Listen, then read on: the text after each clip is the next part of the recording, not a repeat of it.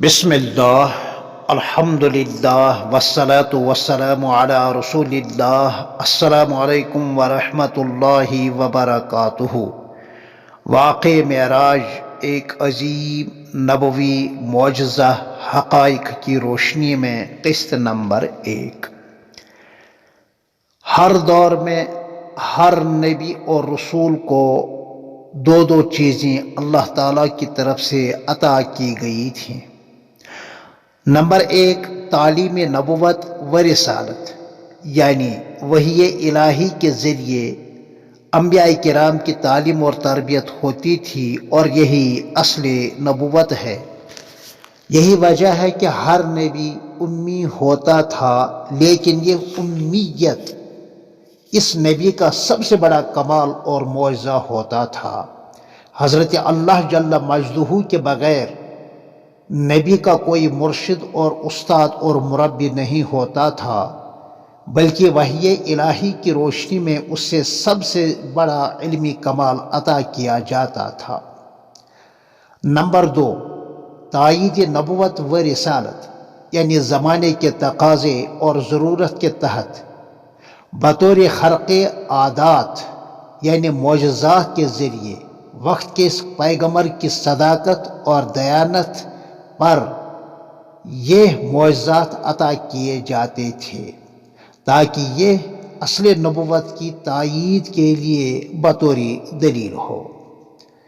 یہ معجزات حسی یعنی آنکھوں سے دکھائی دینے والے بھی ہوتے تھے۔ مثلاً حضرت موسیٰ علیہ السلام کے مبارک ہاتھوں کی لاٹھی اژدہا بن جاتا تھا۔ حضرت عیسیٰ علیہ السلام مادرزاد اندھے کی آنکھوں اور برس کے مریض کے جسم پر دست مبارک پھیرتے تھے تو وہ نابینا بینا اور برس کے مریض شفا یاب ہو کر واپس جاتے تھے۔ ہمارے پیارے نبی مکی اور مدنی آقا محمد رسول اللہ صلی اللہ علیہ وسلم جہاں تمام انبیاء کرام اور مرسلین عظام علیہم السلام کے امام تھے، وہاں اسی حیثیت سے آپ صلی اللہ علیہ وسلم کو سب سے زیادہ معجزات علمی اور عملی عطا کیے گئے تھے۔ یہ معجزات ربانی اعزازات اور خدائی انعام ہوتے تھے۔ ان معجزات میں سب سے بڑا معجزہ معجزہ معراج ہے۔ واقع معراج کیا ہے اور کیوں کر ہے؟ حضرت نبی آخر الزمان صلی اللہ علیہ وسلم کا سب سے بڑا ربانی معجزہ اور سب سے اعلیٰ و اشرف ربانی اعزاز واقع معراج ہے۔ کائنات عالم کا یہ طویل ترین سفر مختصر ترین وقت کے اندر کامل بیداری کی حالت میں طے ہوا ہے۔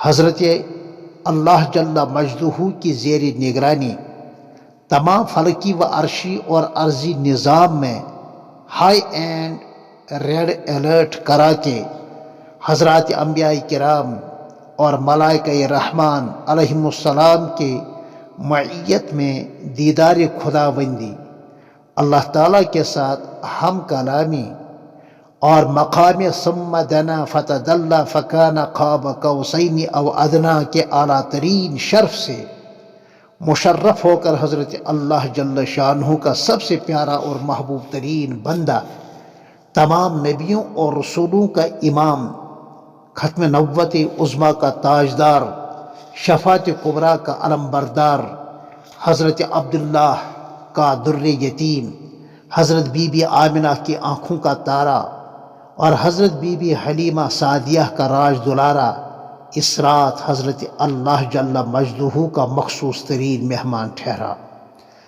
سیدنا حضرت محمد صلی اللہ علیہ وآلہ وسلم احمد مجتبیٰ، محمد مصطفیٰ، رسول مرتضیٰ، خلیل رب جلیل، حبیب خدائے علیم، اشرف انبیاء اور صاحب کوثر کے دربار میں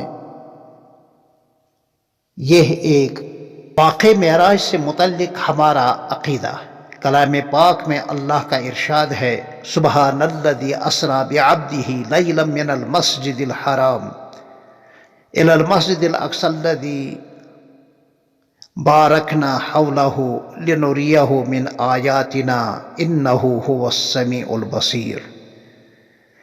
اس آیہ کریمہ کی روشنی میں اس کو واقعی اسراء بھی کہتے ہیں، کیونکہ یہ سفر راتوں رات مسجد حرام مکہ شریف سے مسجد اقصی یعنی بیت المقدس تک طے ہوا ہے۔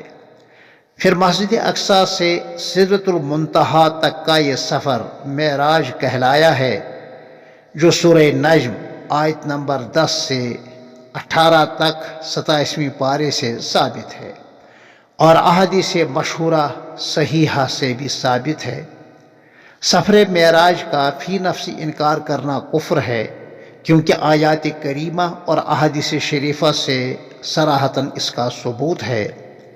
پھر وہاں سے مقام شریف الاقلام تک، پھر آگے اللہ کی بارگاہ میں حاضری اخبار آحاد سے ثابت ہے، جس کا انکار کرنا اگرچہ کفر نہیں ہے البتہ گناہ ضرور ہے، جیسا کہ صاحب شرح عقائد نصفیہ اور عقید تحاوی میں لکھا ہوا ہے۔ کبھی پورے سفر مبارک ہی کو معراج کہا جاتا ہے، اور یہی عرف اہل اسلام کا ہے۔ یہ سارا سفر بحالت بیداری ہوا ہے، اور اپنی تمام جزیات کے ساتھ یہ عظیم اعجاز خداوندی اور عظیم اعزاز ربانی حضرت نبی اکرم صلی اللہ علیہ وسلم ہی کے ساتھ ہے۔